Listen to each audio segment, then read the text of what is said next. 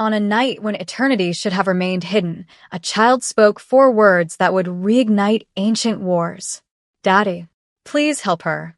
What happened next would strip away centuries of careful restraint and remind the world why legends spoke the vampire king's name only in whispers.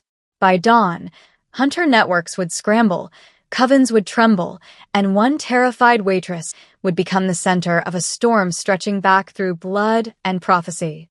But before the chaos, before the siege and the betrayals, there was only a diner, a daughter's compassion, and 3 men who made a fatal mistake. Now, let's step into that diner. The night air outside hummed with neon and possibility, the kind of warm autumn evening that made humans feel safe. Inside Rosie's diner, chrome counters gleamed beneath strings of golden bulbs, and the scent of sizzling butter mixed with vanilla and cinnamon, a 1950s dreamscape frozen in time. For Valen Draven, this place was a refuge, a pocket of normalcy in a life that had spanned empires and centuries. He sat at a corner booth in his ornate embroidered coat, black silk threaded with silver ravens, his pale skin and winter-gray eyes softened beneath the amber glow. His silver hair, tied back loosely, caught the light like frost on glass. The small obsidian crown perched atop his head could have been mistaken for an elaborate headband if anyone looked closely. Most didn't. Beside him, Arya bounced in her seat, 7 years old and effervescent as starlight. Her blonde curls framed a cherubic face, but it was her eyes, those bright, glowing red irises, that she tried so hard to hide behind lowered lashes whenever strangers passed. Right now, she was wholly focused on the strawberry waffles in front of her. "Daddy," she said, poking at a whipped cream mountain with her fork, "humans make the best breakfast food. Way better than blood cakes." Valen's lips curved, the barest flicker of a smile reserved only for her. "I'll take your word for it, little one." Arya giggled, syrup glistening on her chin. The waitress passing by grinned at them, charmed by the sight of a father indulging his daughter's sweetness. Valen's life had become this: small mercies, quiet evenings, the warmth of Arya's laughter. He had spent centuries as a king of shadow and terror, his name a curse whispered across battlefields. But fatherhood had changed him. He wanted nothing more than to protect this fragile peace, this simple joy. He didn't know fate had other plans. The diner door slammed open with a gust of cold wind that killed every conversation mid-sentence. A young woman stumbled inside, gasping, trembling, her dark hair plastered to her tear-streaked face. Lila Marin. Her uniform name tag swung crookedly against her chest, and her wrists bore bruises she tried desperately to hide beneath rolled sleeves. Behind her, 3 men filled the doorway like shadows given form. Victor Hale, broad-shouldered and sneering. Brent Sawyer, wiry and mean-eyed. Cole Maddox, silent and hulking, cracking his knuckles with casual menace. The room froze. Lila's voice broke through the silence, raw and desperate. "Please, someone help me." The men scanned the diner slowly, predators surveying prey. Victor smirked. Brent rolled his shoulders. Cole let the door swing shut behind him with a dull, final thud. No one moved, except Arya. Her fork clattered onto her plate. Her small hand flew to Valen's sleeve, gripping the silk tightly. Her red eyes shimmered with unshed tears as she stared at the terrified woman. "Daddy," she whispered, voice trembling like a plucked string. "Daddy, please help her." The world narrowed. Valen turned his head slowly, the way an ancient predator turns when it senses a threat not to itself, but to the only thing it loves. The way a king turns when war drums sound in the distance. For one heartbeat, he wished he could remain unseen. Just a stranger in a coat. Just a father protecting his daughter by staying invisible. But Arya's fingers tightened, and Valen Draven had never once ignored a plea from his child. He rose. Slowly. Gracefully. Every movement is deliberate, as though rehearsed across 1,000 lifetimes. His boots struck the checkered tile with the weight of inevitability. Victor sneered, nudging Brent with his elbow. "Look at this. The cosplay guy wants to play the hero." "Lila, pressed against the counter, stared at Valen as though she couldn't believe anyone had stood at all. When Valen spoke, his voice was soft. Too soft. The kind of softness that came before storms. She doesn't want to go with you. Victor stepped forward, grinning. And we say stay out of it, pal. Brent chimed in, cracking his neck. This ain't your business, pretty boy. Arya slid from the booth, clutching the edge of the table with white-knuckled hands. Daddy. Valen tilted his head slightly toward her, just enough for her to see the calm in his expression, the unshakable certainty. Stay there, little star. I'll only be here for a moment. Then he faced the three men fully, and something in him shifted. Gone was the quiet father sipping coffee in a forgotten diner. Gone was the exiled king pretending to be human. What remained was the storm beneath the surface, the ruler who had once commanded legions, whose enemies didn't run from his armies but from him. The man who did not lose. Victor lunged first. He barely made it 2 steps. Valen caught his wrist mid-swing, twisted with inhuman precision, and sent the man crashing through a table. Wood splintered. Coffee sprayed. Gasps erupted. Brent rushed from the side. Valen sidestepped, faster than sight, hooked his ankle, and drove an elbow into his ribs with surgical efficiency. Brent crumpled, choking for air. Cole hesitated. Just long enough for Valen to know he'd flee rather than fight. Valen didn't move. I didn't need to. His message was written across the shattered table, and groaning men sprawled on the tile. Silence descended again. Heavier this time. Reverent. Terrified. Patrons stared, phones trembling in their hands as they recorded the pale man in the embroidered coat, the stranger whose movements had been faster than thought, whose eyes now glowed faintly crimson in the diner's golden light.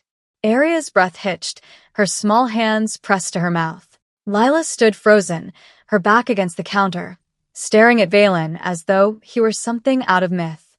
And in the distance, sirens began to wail. Valen's gaze flicked toward the door, then back to Arya. He knew what was coming. Hunters. Questions. Exposure. The carefully built peace he'd fought to protect for his daughter had just shattered in less than 3 seconds. He crossed the diner in 2 strides, gently took Arya's hand, and turned to Lila. Come with me, he said quietly. Unless you'd prefer to wait for those men to wake up. Lila's wide eyes darted between the wreckage and the strange, otherworldly man offering his hand. She took it. And as the 3 of them slipped into the cold night, leaving chaos and whispered disbelief behind, Valen knew the truth.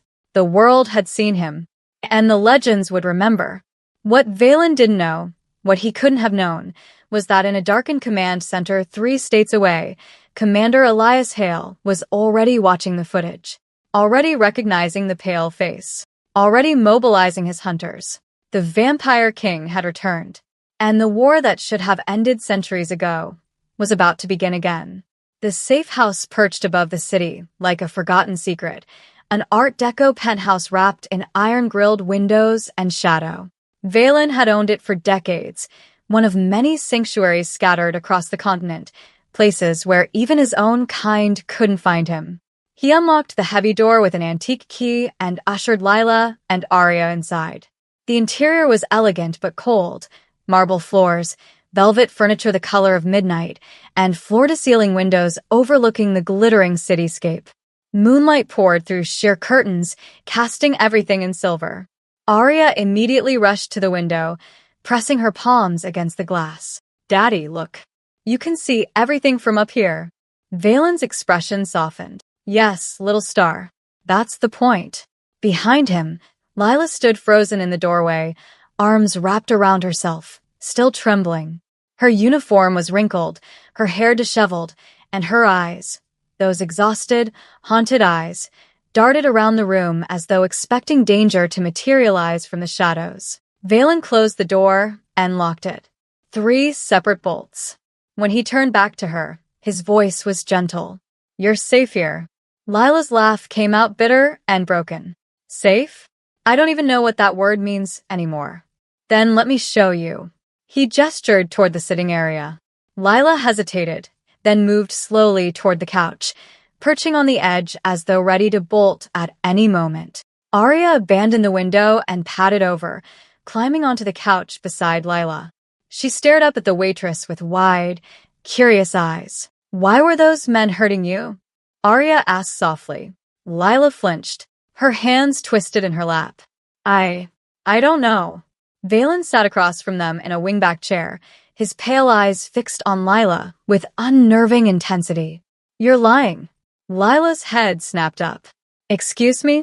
"Not maliciously," Valen clarified, his tone even. "But you are lying. You know more than you're saying." Tears brimmed in Lila's eyes. "I don't know why they want me. I don't know what they want. I'm just a waitress. I'm nobody." Arya reached out tentatively and touched Lila's hand. "You're not nobody. You're nice. You always gave me extra whipped cream." Despite everything, Lila's lips twitched in the ghost of a smile. She squeezed Arya's small hand. Valen leaned forward, resting his elbows on his knees. "May I see your wrists?" Lila pulled back instinctively. "Why?" "Because those bruises didn't come from tonight." Silence stretched between them. Then, slowly, Lila extended her arms. Valen rose and crossed to her, kneeling so they were at eye level. His hands were surprisingly warm as he gently turned her wrists over, examining the purple-black fingerprints that marred her skin. His jaw tightened. "How long?" he asked quietly. 3 months, Lila whispered. "Maybe longer." Victor started showing up at the diner, saying things, weird things, that I was meant for something better, that I belonged to someone else before I ever met him. Her voice cracked. "I thought he was just a creep. I didn't think." "You didn't think it was real," Valen finished. Lila nodded, tears spilling down her cheeks. Arya scooted closer, wrapping her small arms around Lila's waist. "Humans are confusing," she murmured. "Why do they hurt each other so much?" Lila let out a shaky breath and stroked Arya's hair. "I wish I knew, sweetheart." Valen remained kneeling, his gaze never leaving Lila's face. Then he inhaled, subtle, deliberate, and his eyes narrowed. There it was, beneath the fierce sweat and vanilla perfume, beneath the scent of diner grease and exhaustion, there was something else, something old, potent, a blood signature he hadn't encountered in centuries, one that sang to instincts he'd buried long ago. His fingers tightened slightly on her wrist before he released her and stood. "Tell me about your mother," he said. Lila blinked, thrown by the sudden shift. "My mother? She's dead. She died when I was 12. How? I don't know. She wouldn't tell me." Lila's voice grew distant, haunted. "We moved constantly. Different towns, different names. She was always looking over her shoulder, always afraid. She'd wake me up in the middle of the night, and we'd just leave. No explanations. No goodbyes." "Did she ever say what she was running from?" Lila hesitated. "She called them monsters. I thought she was losing her mind. Paranoid. But the night she died, her voice broke. She made me promise to stay hidden, to never let anyone know what I was." Valen's expression darkened. "What are you?" "I don't even know what that means." Lila's voice rose, desperate. "She died before she could explain. All I have are her journals, cryptic warnings, symbols I don't understand, stories about people who weren't people at all." Valen's mind raced. The pieces were falling into place, a puzzle he'd hoped never to see completed. "Did your mother ever mention a coven? A family called Morgan? Veyron?" Lila's breath caught. "Veyron. Yes. She wrote that name over and over in her journals. She said they were the ones hunting us." Valen closed his eyes briefly, a muscle in his jaw twitching. The Veyron coven. Ancient. Ruthless. Obsessed with bloodline purity and the resurrection of old magic. They'd sought the Bloodbinder lineage for generations, humans whose blood could stabilize ancient vampires, amplify their abilities, and tether them to humanity without the cost of bloodlust. It was power wrapped in flesh, a genetic rarity that made its bearers invaluable and dangerous. "Your mother wasn't paranoid," Valen said quietly. "She was protecting you, because you carry that bloodline." Lila stared at him, uncomprehending. "What are you talking about?" Before Valen could answer, his phone vibrated in his coat pocket. He pulled it out, glanced at the screen, and his entire body went rigid. A message from an encrypted source he hadn't heard from in decades. They know. Footage went viral. Hale's mobilizing. You have 48 hours. Maybe less. Attached was a still image from the diner security feed. Valen's face, illuminated in perfect clarity. Eyes glowing red. Mid-strike. The caption beneath it, already shared across Hunter networks. The Vampire King lives. Valen's grip tightened on the phone until the screen cracked. Arya looked up at him, sensing his tension. Daddy. He forced his expression neutral and slipped the phone back into his pocket. It's nothing, little star. But as he met Lila's confused, frightened gaze, Valen knew the truth. The Hunters had found him, and the war he'd tried so desperately to avoid had just begun. 300 miles north, in a fortress disguised as a rural monastery, Commander Elias Hale stood before a wall of flickering screens. The command center was a cathedral of vengeance, vaulted stone ceilings, iron chandeliers casting harsh light over rows of tactical monitors, and walls lined with weapons that predated modern warfare. This was the heart of the Gallows Creed, the oldest and most ruthless hunter faction in North America. And Elias Hale was its unforgiving architect. He stood motionless, hands clasped behind his back, watching the diner footage loop across 9 different screens. Each angle showed the same impossible truth: a pale man in an embroidered coat moving faster than human sight, dismantling 3 grown men in less than 3 seconds. But it wasn't the speed that held Elias's attention. It was the face. Silver hair, winter gray eyes that flared crimson, the small obsidian crown that most would dismiss as an accessory but Elias recognized as a relic, a symbol of authority worn only by one bloodline. Draven. Rewind it, Elias said, his voice like gravel scraping stone. The technician at the console obeyed. The footage jumped back, played again in slow motion. Frame by frame, Elias watched the stranger catch Victor's wrist, twist, and send him crashing through the table with surgical precision. Victor, his younger brother, reckless, arrogant, but family. And now, lying in a hospital bed with a shattered collarbone and 3 cracked ribs, barely able to speak. Elias's jaw clenched, so hard his teeth ached. "Enhance Sector 4, he ordered. The screen zoomed in on the stranger's face. The moment his eyes ignited crimson, pupils narrowing to slits. The moment the mask slipped. Elias had seen those eyes before. Not in person, but in the archives. In the ancient texts passed down through the Hale bloodline. In the nightmares his grandfather had whispered about before his death. Valen Draven, the Vampire King. The legend who'd vanished 2 centuries ago after the Treaty of Ashen Hollows, the blood pact that had ended the Hunter-Vampire Wars. Most believed he was dead. Some said he'd gone into exile. The Hale family had spent generations searching for proof. And here he was, alive, walking among humans as though he had the right. "Commander," a voice spoke from the doorway. Elias turned. His second-in-command, Marcus Thorne, stepped into the room, a scarred man in tactical black, silver stakes holstered at his belt. "We've confirmed the location," Marcus said. "Rosie's Diner, downtown." Local PD arrived 20 minutes after the incident. 3 men were hospitalized. No arrests. The suspect fled with a child and a woman. "The woman," Elias said sharply. "Show me." Marcus gestured to the technician, who pulled up a new image. A grainy still of a dark-haired waitress pressed against the diner counter, eyes wide with terror. Elias stepped closer, studying her face. Ordinary. Tired. Unremarkable. Except for one detail. Zoom in on her wrist. The image sharpened. There, barely visible beneath her rolled sleeve, were bruises, finger-shaped, deliberate, weeks old. Elias's eyes narrowed. Victor was tracking her. Yes, sir. For 3 months, according to his last report. He believed she was connected to the Veyron Coven's old research. Something about a bloodline they'd been hunting before the wars. Elias's pulse quickened. The Bloodbinder lineage. The myth that had driven vampire covens to madness for centuries.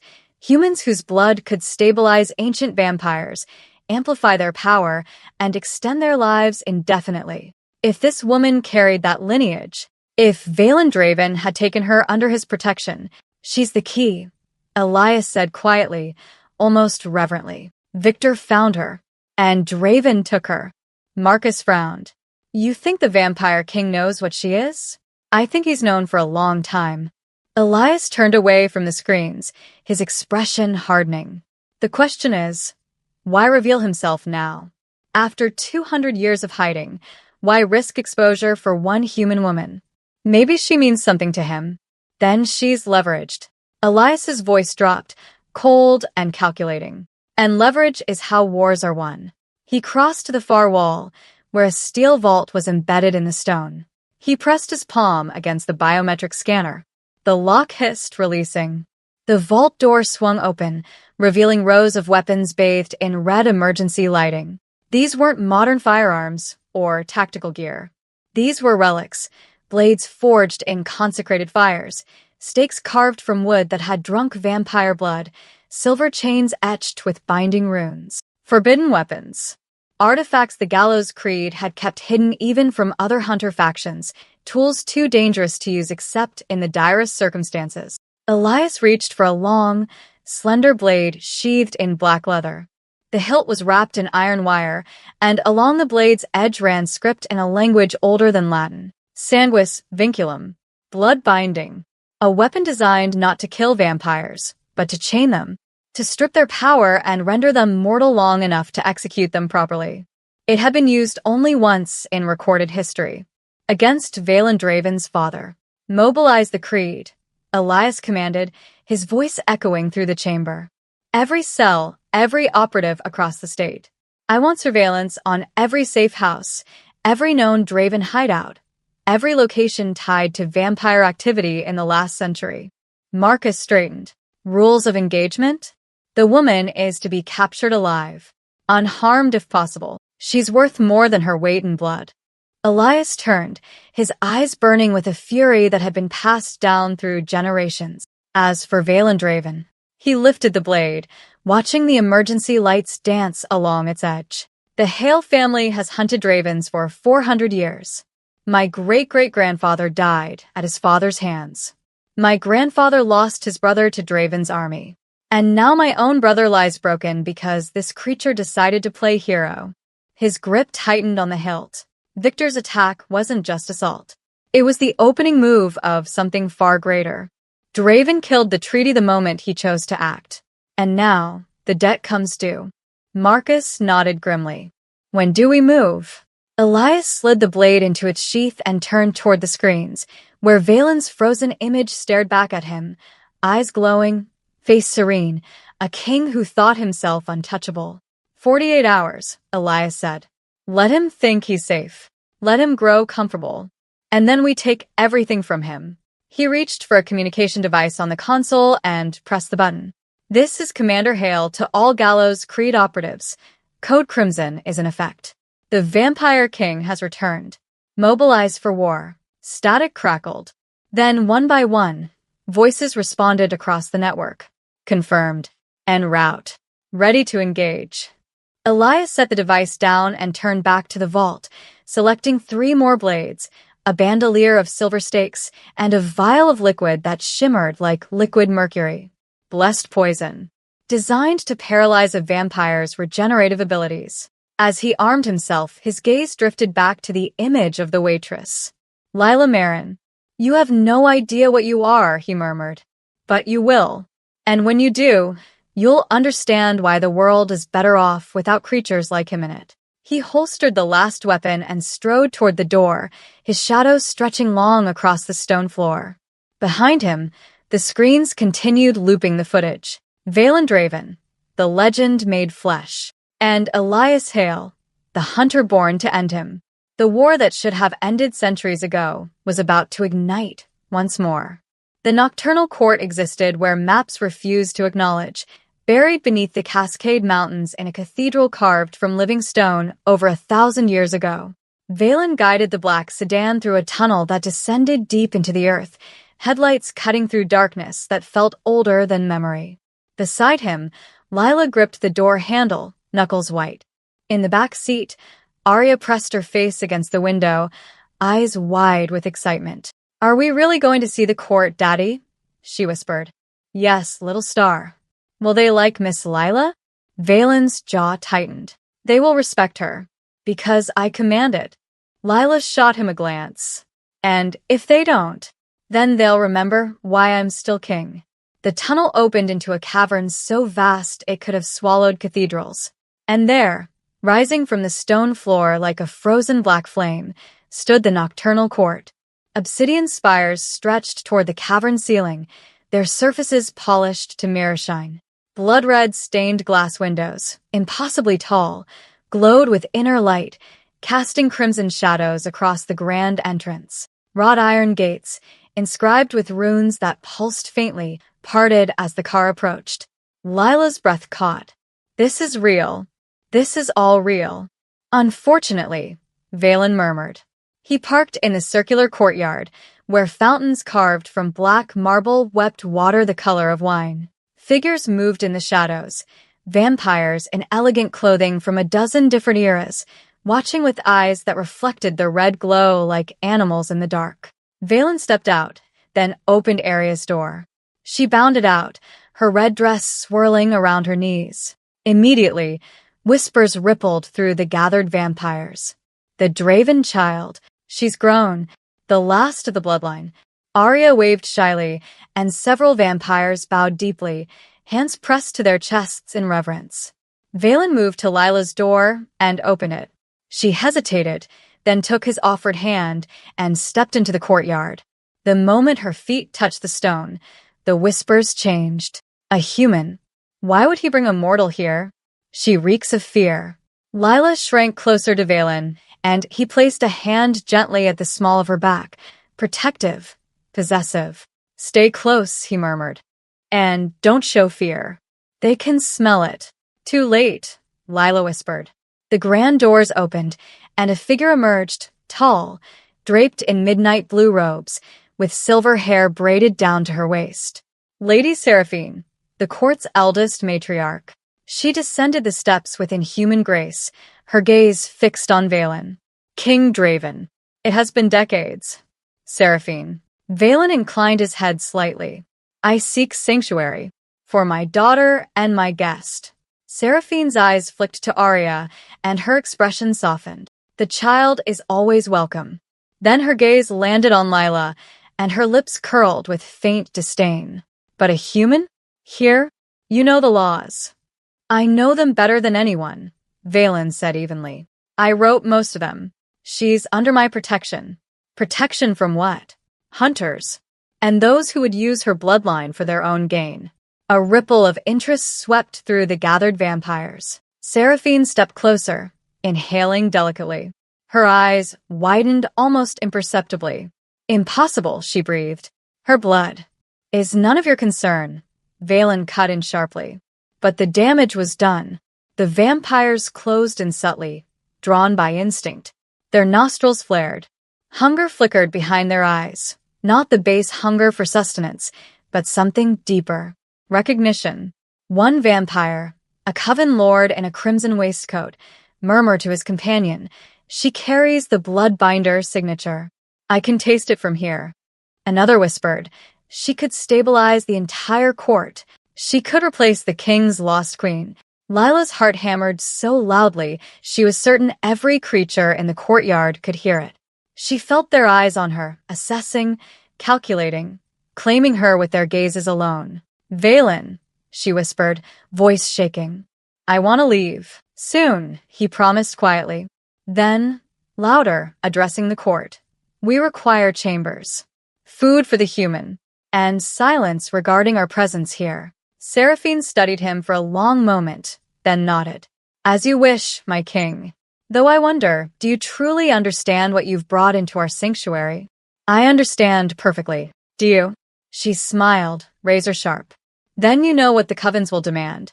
What they've always demanded when bloodlines like hers surface." Valen's eyes blazed crimson. "She is not property. And anyone who forgets that will answer to me personally."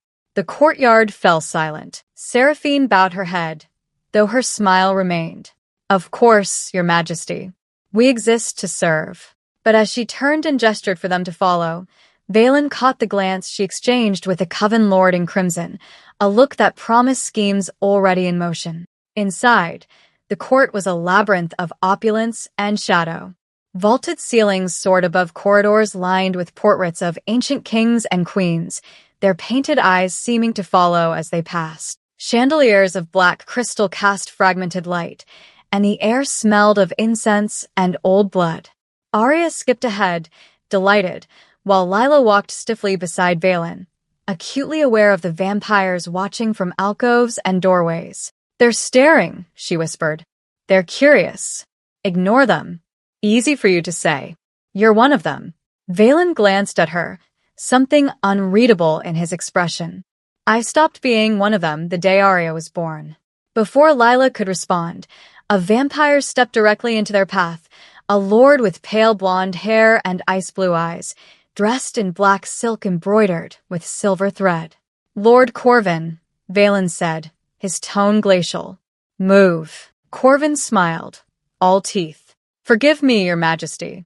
I only wish to introduce myself to your companion. He turned to Lila, his gaze raking over her with unsettling intensity. Lady Lila, is it? What exquisite fortune to meet someone of such rare quality. Lila stepped back instinctively. I'm not a lady. I'm a waitress. Oh, you are far more than that. Corvin reached for her hand. Valen's hand shot out, gripping Corvin's wrist with crushing force. The crack of bone echoed through the corridor. Corvin hissed in pain, but his smile never wavered. Careful, my king. The court is watching. Let them watch. Valen's voice dropped to a lethal whisper. Touch her again, and I'll rip your hand off at the shoulder. He released Corvin, who stumbled back, cradling his wrist. The other vampires in the corridor pressed themselves against the walls, eyes wide. Arya tugged on Valen's coat. Daddy, you're scaring them. Valen's expression softened instantly as he looked down at her. I'm sorry, little star. Let's find our chambers.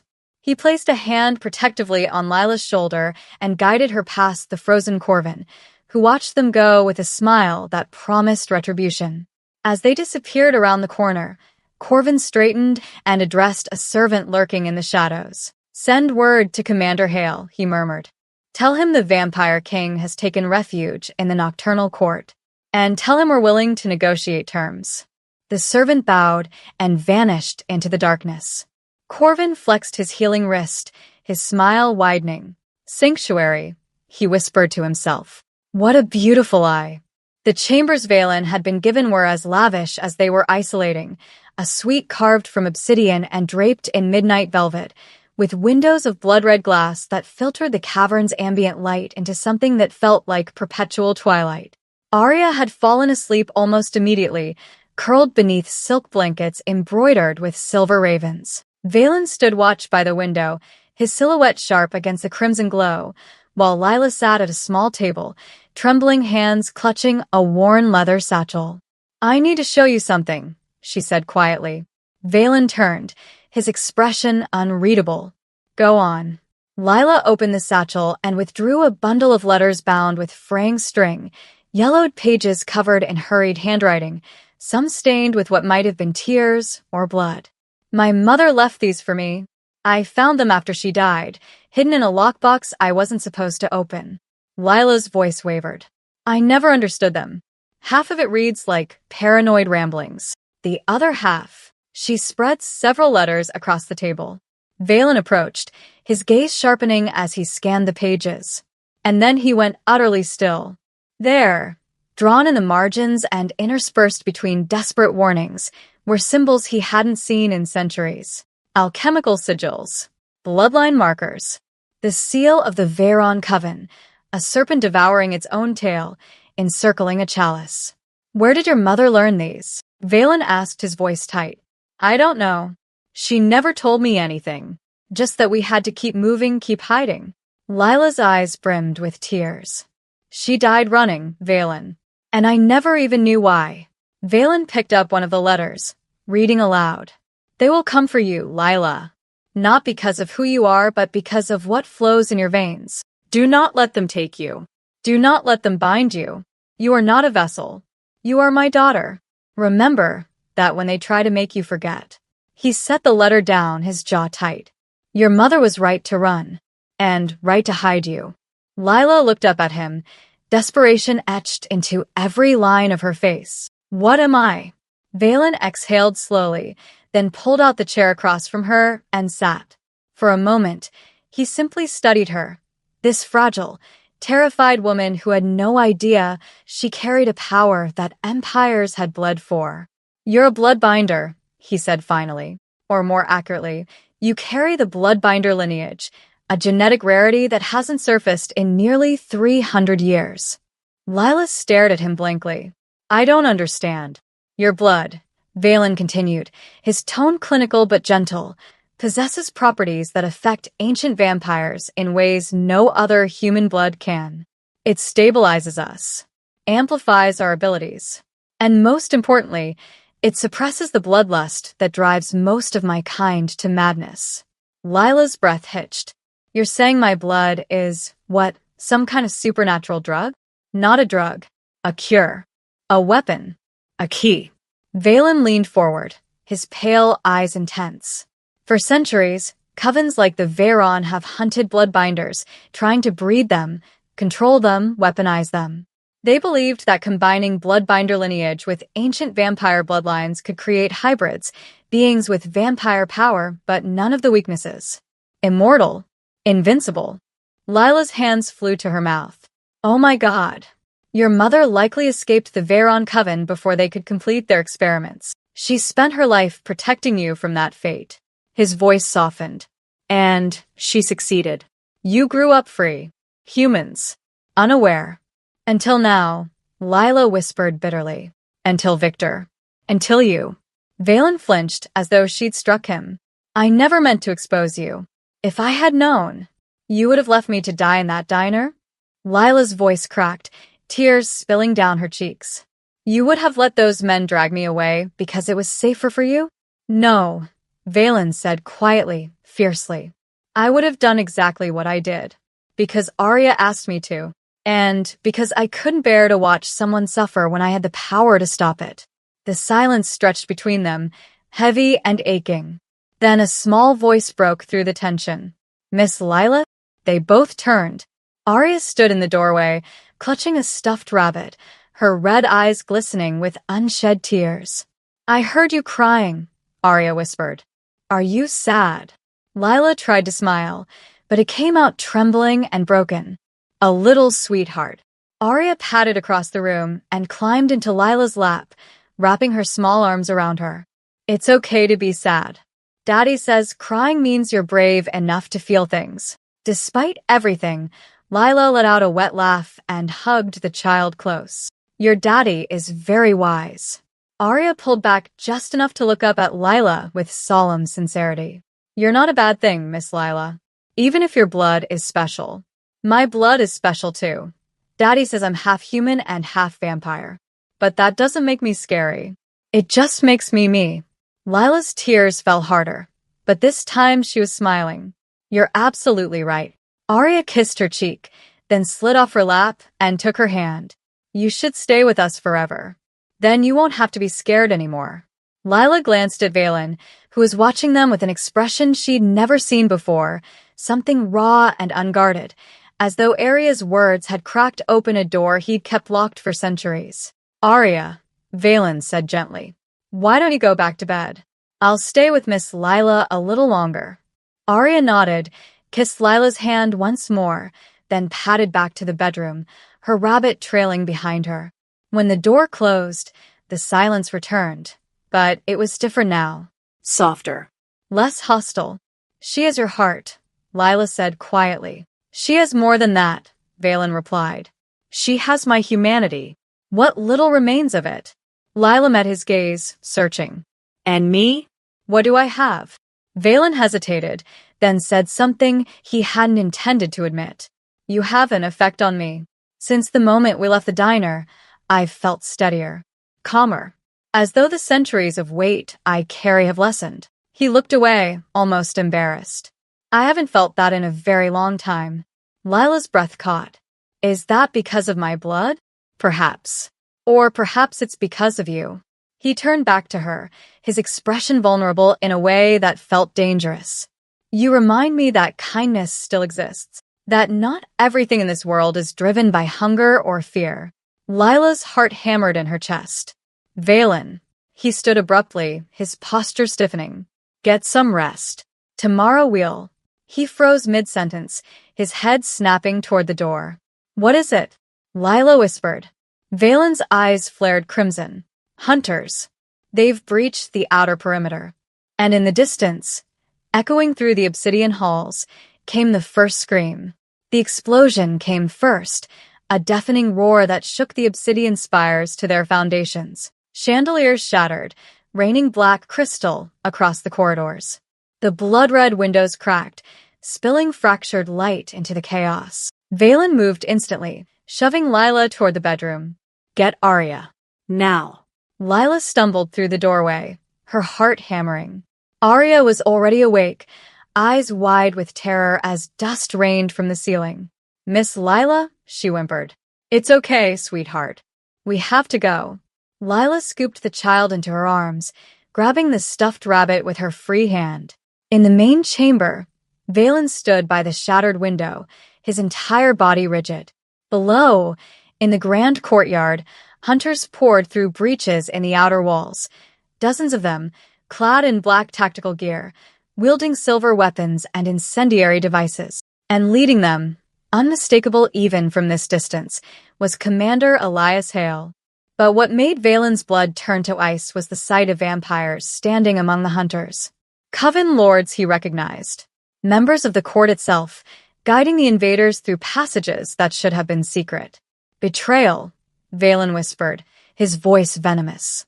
Lady Seraphine's voice echoed through a shattered window, cold and imperious. Surrender the bloodbinder, Valen. This doesn't have to end in bloodshed. Valen's eyes blazed crimson. It already has. He turned as Lila emerged with Arya. We're leaving. Stay behind me. Don't stop, no matter what you see. Lila nodded, clutching Arya tighter. Valen threw open the chamber door and immediately ducked as a silver bolt whistled past his head, embedding in the wall behind him. 3 hunters charged down the corridor, crossbows raised. Valen moved like a liquid shadow. He disarmed the first hunter with a savage twist, snapped the second's wrist, and drove the third into the wall hard enough to crack stone. All 3 crumpled before Lila could even process what had happened. Move! Valen barked. They ran. The corridors were chaotic, vampires fighting hunters, some fighting each other. Flames licked at tapestries. Bodies lay crumpled in doorways. The scent of blood and burning filled the air. A hunter lunged at Lila from a side passage. She screamed, stumbling backward, but Valen was already there, catching the man by the throat and hurling him through a stained glass window. The glass shattered outward in a crimson cascade. Keep moving, Valen commanded. They descended a spiral staircase, Arya sobbing into Lila's shoulder. At the bottom, Lord Corvin stood with 2 other Coven lords, blocking their path. Going somewhere, your majesty? Corvin sneered, his wrist fully healed now.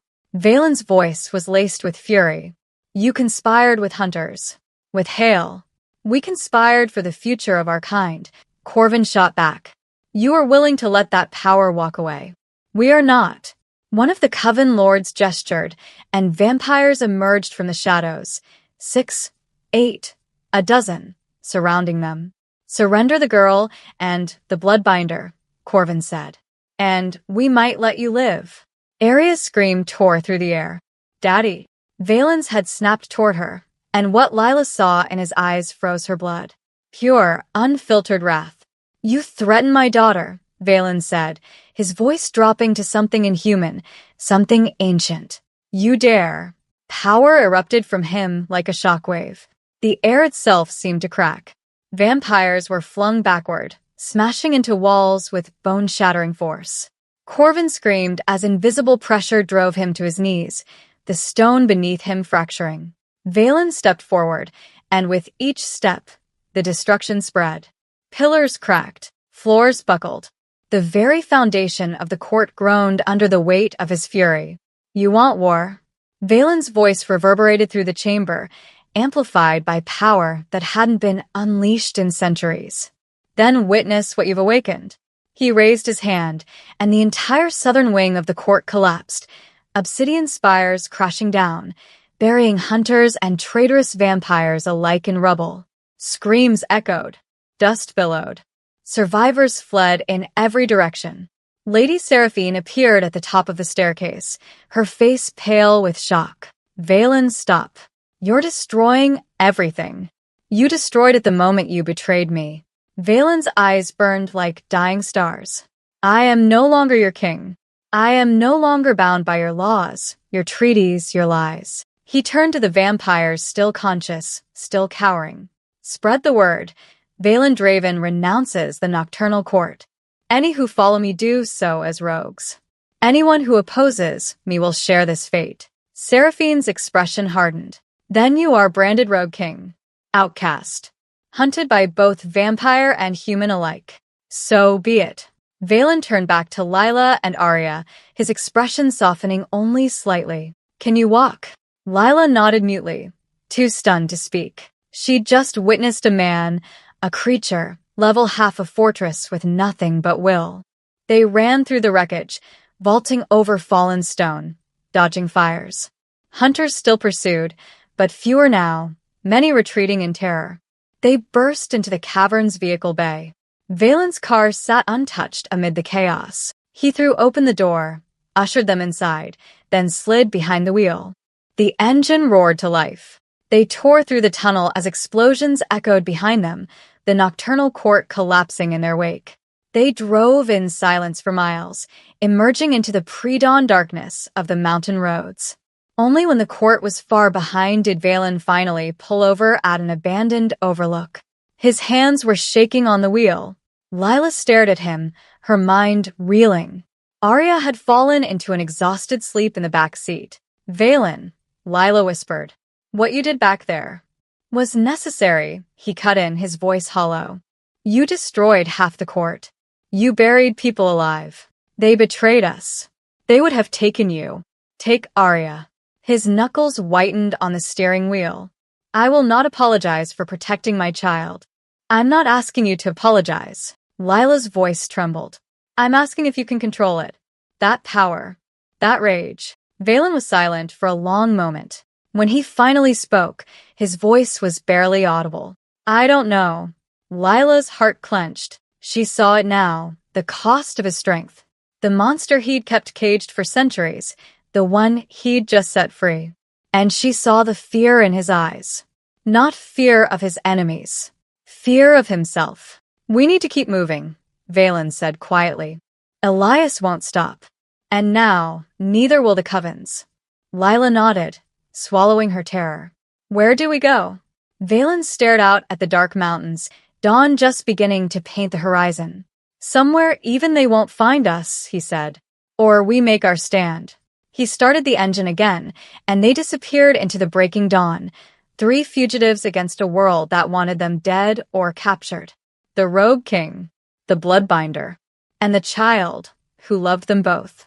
The fortress clung to the mountainside like a scar, ancient stone walls weathered by centuries, hidden behind waterfalls and dense pine forests. Valen had built it during the wars, a sanctuary designed to withstand sieges from both human and vampire forces. Now it was their last refuge. Inside, the air smelled of cedar and cold stone. Firelight flickered from iron sconces, casting dancing shadows across walls carved with protective runes. The main hall was sparse but functional, a long table, worn furniture, weapons mounted on the walls. Arya explored with wonder, her footsteps echoing. Daddy, did you really live here before? A long time ago, Valen said, securing the heavy oak door behind them. Before you were born.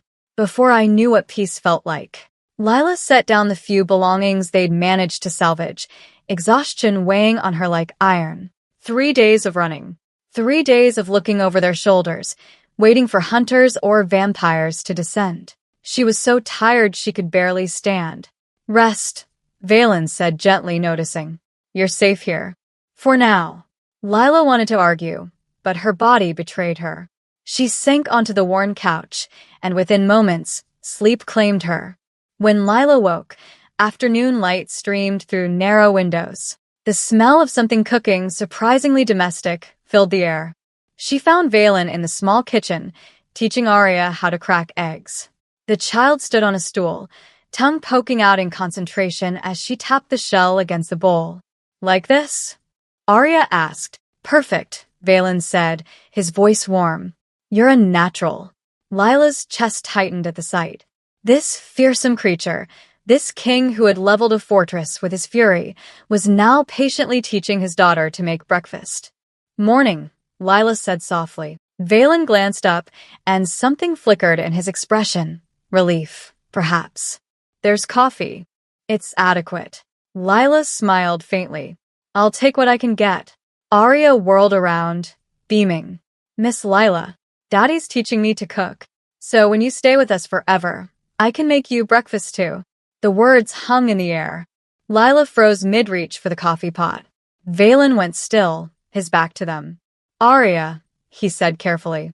Miss Lila has her own life. She doesn't have to stay with us. But I want her to stay, Arya insisted, her eyes shimmering. She's nice. And she makes you smile, Daddy. You don't smile much anymore. Valen turned slowly, meeting Lila's gaze. The vulnerability in his eyes stole her breath. Arya, Lila said gently, kneeling to the child's level.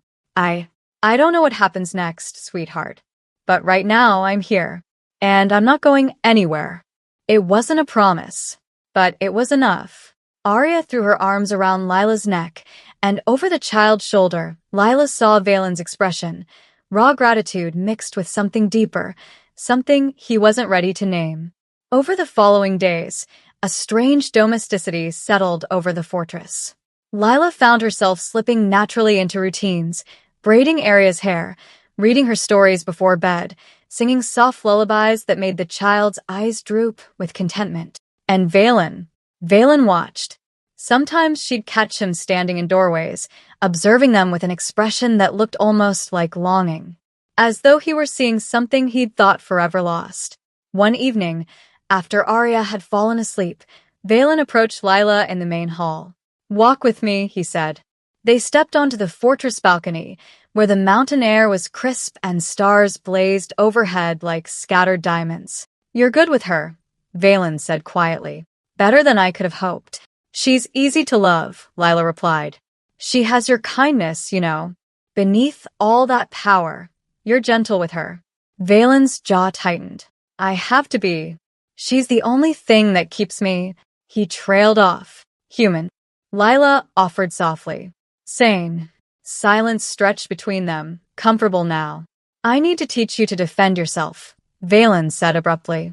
If hunters breach the fortress, you'll need to protect Arya while I hold them off. Lila's stomach churned. I'm not a fighter, Valen. You don't have to be. You just need to survive long enough for me to reach you. Training began the next morning in the fortress courtyard. Valen was patient but firm, showing Lila how to block strikes, where to aim if someone grabbed her, and how to use her environment as a weapon. You're smaller, Valen explained, demonstrating. Use that. Speed over strength. Target vulnerable points, eyes, throat, knees. Lila stumbled through the movements, frustration mounting. This is useless. I'll never be fast enough. You don't need to win, Valen said. You need to delay. To give me time. He stepped closer, adjusting her stance. His hands were cold, but steady on her shoulders. Like this. Stay low. Center of gravity. Lila's breath hitched at his proximity. She could feel the coiled power in him, restrained but ever-present. Valen, she whispered. When you're near me, does it still help? Come. He went very still. Yes. More than you know. Show me. Slowly, Valen took her wrist, pressing his fingers to her pulse point. Lila's heart hammered beneath his touch, not from fear, but from something else entirely. Your heartbeat, Valen murmured, his voice almost reverent. It's like an anchor. When I'm near you, the hunger quiets, the rage settles. Is that because of my blood? Lila asked. Or because of me? Valen's gaze lifted to hers, and the intensity in his eyes made her knees weak. I'm beginning to think, he said softly, it's both. Before either could speak again, a piercing scream shattered the moment. Daddy. They sprinted inside. Arya was in the main hall, doubled over, hands pressed to her temples, tears streaming down her face. Arya. Valen dropped to his knees, pulling her close. What's wrong? They're coming, Arya sobbed, her voice fractured with pain. So many of them. I can feel them, Daddy. They're all around us. Valen's blood turned to ice. What do you mean you can feel them? Arya looked up, her red eyes glowing with a light that hadn't been there before. Something psychic, something awakening. Hunters, she whispered. Everywhere. They're surrounding the mountain. Valen released her and strode to the window, peering through the enchanted glass that magnified distant images. And there, moving through the trees like shadows, were dozens of figures in tactical gear. Vehicles parked along the ridgeline, spotlights sweeping the mountainside. At the center of it all stood Commander Elias Hale, his face illuminated by firelight, speaking into a radio. Valen's hands clenched into fists. How long? He asked Arya quietly. Minutes, she whimpered. Maybe less. Lila's heart hammered. Valen, what do we do? Valen turned, his expression carved from stone. We make our stand. He crossed to the wall, pulling down an ancient sword, black steel, etched with runes that glowed faintly in the firelight. Lila, take Arya to the inner chamber. Bar the door. No matter what you hear, don't open it until I come for you. Valen, go.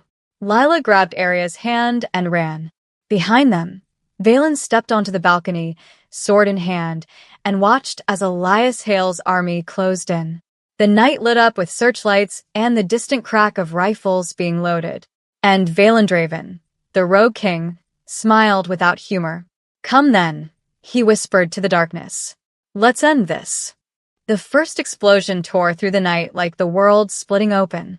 The fortress shuddered, ancient stone cracking under the impact. Dust rained from the ceiling as the outer wall erupted in flames, illuminating the mountainside in hellish orange light. In the inner chamber, Lila held Arya tight, the child's face buried in her shoulder. Through the iron-banded door, they heard the chaos, gunfire, shouting, the inhuman snarls of Valen meeting his enemies. Miss Lila, I'm scared, Arya whimpered. I know, sweetheart. Me too. Lila's hands shook as she stroked the child's hair. But your daddy won't let anything happen to us. Another explosion. Closer this time. The walls groaned. Outside, Valen moved like a death incarnate. He dropped from the balcony into the courtyard where the first wave of hunters had breached the gates. Silver bullets whined past him. He was already elsewhere, a blur of black coat and flashing steel. His blades sang through the air. A hunter's rifle clattered to the ground, its wielder clutching a shattered wrist. Valen spun, his boot connecting with another's chest, sending the man flying backward into his companions. Fall back, someone shouted. He's too fast. Valen was already among them. Disarming. Disabling. Destroying. He didn't kill, not yet, but every strike was calculated to remove threats permanently. A hunter with a flamethrower emerged from the smoke. Fire erupted, washing over Valen in a wave of searing heat. For a heartbeat, the flames obscured everything. Then Valen walked through them, his coat smoldering but his skin unmarked, eyes blazing crimson. The hunter dropped his weapon and ran. Breach the inner sanctum. Elias Hale's voice boomed across the mountainside. Get me the bloodbinder. Valen's head snapped toward the fortress entrance. More hunters were flooding in, carrying explosives, cutting torches, and battering rams. He couldn't be everywhere at once. Lila. Arya. Valen abandoned the courtyard and sprinted back inside. The door to the inner chamber shook under repeated impacts. Lila backed away, pulling Arya with her, searching desperately for another exit. There was none. Daddy. Arya screamed, her psychic senses flaring. "Daddy, help." The door splintered. Hunters poured through, flashlights sweeping the room. "There," one shouted, pointing at Lila. Lila shoved Arya behind her, raising her hands. "Stay away from her." A hunter lunged forward, grabbing Lila's arm. She screamed, fighting, kicking, but he was too strong. The hunter's grip vanished as he was ripped away and hurled through the shattered doorway. Valen stood in the entrance, chest heaving, eyes wild with fury. "Touch them again," he snarled, "and I'll paint these walls with you." The remaining hunters hesitated. Then Arya's scream tore through the air, not of fear, but of power. A shock wave exploded outward from the child, invisible but devastating. Hunters flew backward. The stone cracked. The chamber entrance groaned, then collapsed, burying the doorway under tons of rubble. Silence fell. Arya crumpled, unconscious before she hit the ground. Valen caught her, cradling her against his chest. "Arya." Lila dropped to her knees beside them. "Is she?" "She's alive." Exhausted. Valen's voice was tight. "She just manifested a psychic defense reflex. It saved us, but it drained her completely. Can she do that again?" "Not for days. Maybe longer." Valen stood, Arya limping in his arms. "We have to move. Now." He crossed to the far wall, pressing his palm against a stone carved with runes. It shifted, grinding open to reveal a narrow passage descending into darkness. "A tunnel?" Lila asked. "Built during the wars. It leads to Bloodfall Ridge, 2 miles east." Valen's expression was grim. "If we can reach it, there's a chance." Lila didn't ask for a chance for what. She simply nodded and followed him into the darkness. The tunnel was claustrophobic, rough-hewn stone barely wide enough for Valen's shoulders, lit only by bioluminescent moss clinging to the walls. Water dripped from the ceiling, echoing in the oppressive silence. Behind them, muffled explosions continued. Elias's forces, tearing the fortress apart. "Valen," Lila whispered as they moved. "Why does Elias want me so badly? If Arya is the one from the prophecy." "He doesn't care about the prophecy," Valen cut in. "He cares about power. And your blood is the key to creating it." "What do you mean?" Valen's jaw tightened. "If Elias captures you, he won't just use your blood to control vampires. He'll weaponize it, create serums, forge hybrids. He'll turn your entire lineage into a factory for manufacturing monsters he can command." Lila's stomach turned. "And Arya?" "Leverage. To control me." Valen's voice dropped to something dangerous. "He knows I'll tear the world apart to protect her." They emerged from the tunnel onto a windswept cliff overlooking a vast gorge. This was Bloodfall Ridge, named for the ancient battle where vampire kings had made their last stand against the first hunter armies. The moon hung low and blood-red, illuminating the sheer drop and the ruins of stone fortifications scattered across the ridge. Valen set Arya down gently on a flat stone, checking her pulse. Still steady, still breathing. "We rest here," he said. "Just for a moment." Lila sank down beside Arya, every muscle screaming. How did they find us so fast? Betrayal. Always betrayal. Valen's expression was bitter. The Covens gave Elias everything. Our routes, our safe houses, our... He froze. Lila's blood ran cold. "What?" "We're not alone." Footsteps echoed across the ridge. Dozens of them. Flashlights cut through the darkness, forming a perimeter around them. And walking calmly through the center of the formation, flanked by heavily armed hunters, was Commander Elias Hale. He stopped 20 feet away, his weathered face illuminated by moonlight. In his hand, he carried the black blade Valen recognized instantly, Sanguis Vinculum, the sword that had killed his father.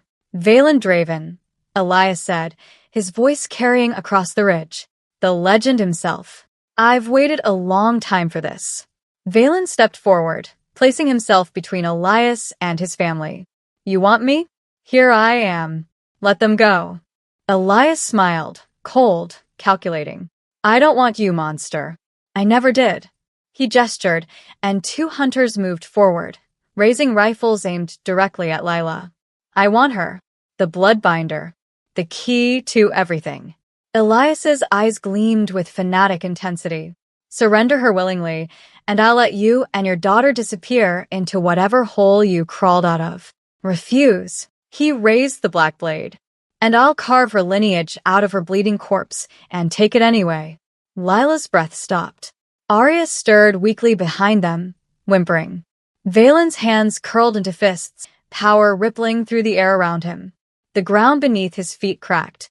You will not touch her, Valen said, his voice reverberating with ancient fury.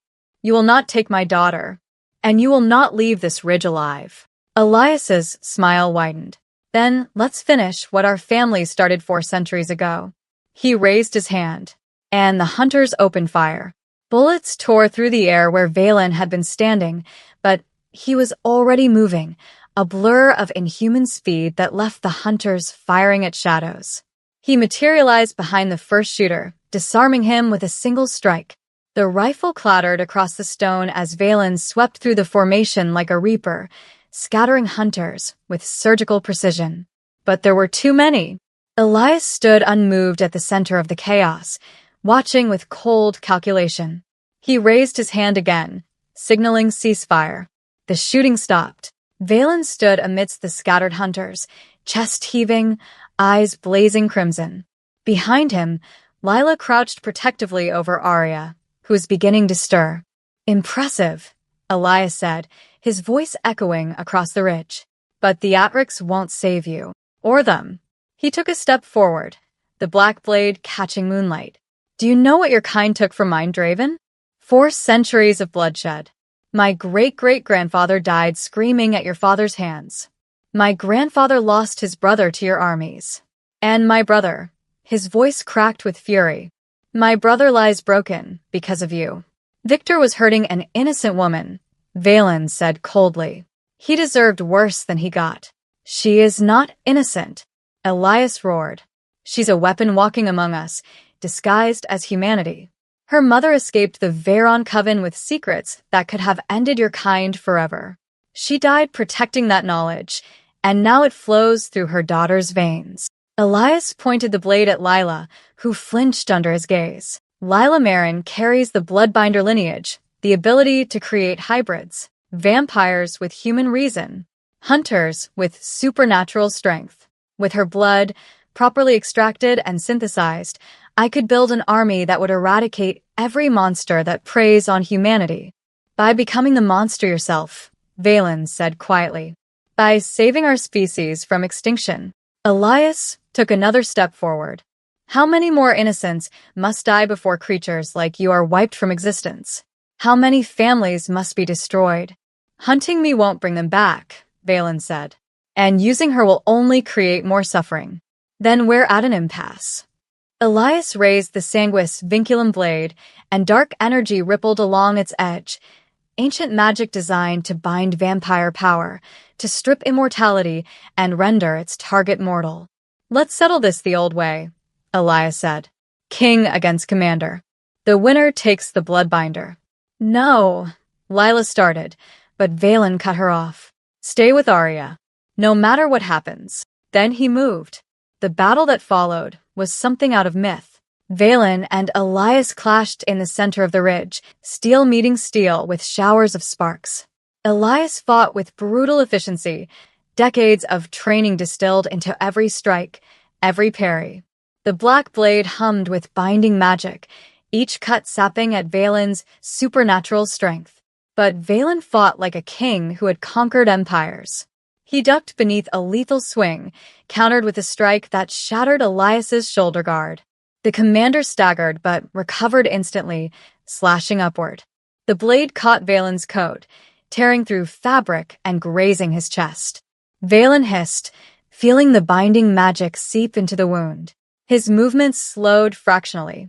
Elias pressed the advantage, driving Valen backward toward the cliff's edge. Stone crumbled beneath their feet. You're weakening, Elias growled. Even legends fall.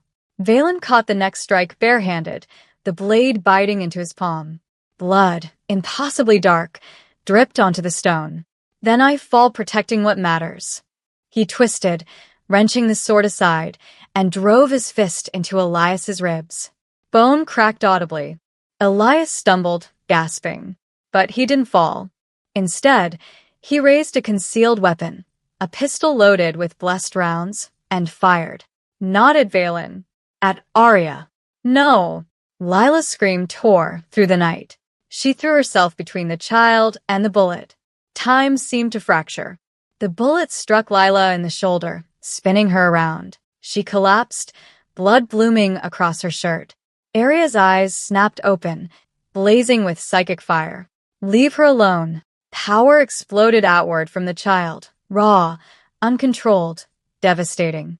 Elias froze mid-motion, his entire body locked in place by invisible force. Hunters collapsed to their knees, clutching their heads as psychic pressure crushed down on them. Even Valen staggered under the weight of it. Arya stood, tears streaming down her face, her small hands outstretched. Around her, the air shimmered with energy that made reality itself seem thin. "You hurt Miss Lila," she whispered, her voice echoing with unnatural resonance. "You hurt my mommy." The word rang across the ridge like a bell. Valen's breath caught. Lila, clutching her bleeding shoulder, looked up at Arya with tears in her eyes. Elias remained frozen, struggling against the psychic hold, his face twisted with effort. Valen approached slowly, the sanguis vinculum blade lying abandoned on the ground. He picked it up, feeling its weight, its dark purpose. He stood before Elias, the man who had hunted him, who had tried to take everything. One strike. That's all it would take. Valen. Lila's voice was weak, but clear. She struggled to her feet, one hand pressed to her wound, the other reaching toward him. "Don't," she pleaded. "Please. This has to end. Not with more death. Not with more revenge." "He tried to kill you," Valen said, his voice raw. "He tried to kill Arya." "I know." Lila stumbled forward, placing herself between Valen and the frozen Elias. "But if you kill him, his hunters will never stop. His legacy will demand vengeance. The cycle continues forever." Valen's hand trembled on the sword hilt. Every instinct screamed for blood, for retribution. But then Arya's small voice cut through the fury. "Daddy, please. I don't want you to be the scary king anymore." The blade slipped from Valen's fingers, clattering onto the stone. He stepped back. Arya released her psychic hold, and Elias collapsed to his knees, gasping for air. The hunters slowly rose, watching their commander's defeat with hollow eyes. "Go," Valen said quietly. "Take your hunters. Leave. If you return, I will not show mercy again." Elias looked up, blood trickling from his nose, defeat etched into every line of his face. "This isn't over." "Yes," Lila said softly, pain evident in her voice. "It is. We're all tired, Commander. We're all broken.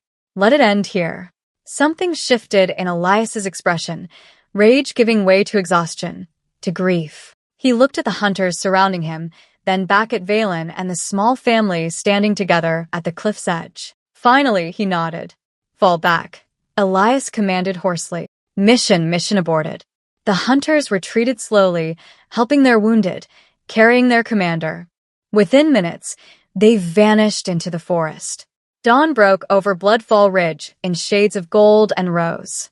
Valen tended to Lila's wound with careful hands, binding it with strips torn from his coat. Arya sat pressed against Lila's uninjured side, refusing to let go. "You called me Mommy," Lila whispered, stroking the child's hair. Arya looked up, red eyes shimmering. "Is that okay?" Lila's tears fell freely. "It's more than okay, sweetheart." Valen finished the binding and sat back, studying them both. This woman who had risked her life for his daughter. This child who had found love in the most unexpected place. "Lila," he said quietly. She met his gaze. "I have no throne to offer you. No court, no titles. I'm a rogue, hunted by my own kind, marked by hunters." He took her hand gently in his. "But I'm asking you to stay. Not because of your blood. Not because of prophecies or destiny. But because you've given me something I thought I'd lost forever." "What's that?" Lila whispered. Hope. Family. A reason to believe tomorrow might be worth seeing. Lila looked at Arya, who was watching with barely contained excitement, then back at Valen, this powerful, terrifying, impossibly gentle creature who had become her protector, her anchor. "I'm a waitress from nowhere," she said, smiling through tears. "I don't know anything about your world." "Neither do I anymore," Valen admitted. "We'll learn together." Lila squeezed his hand. "Then yes, I'll stay."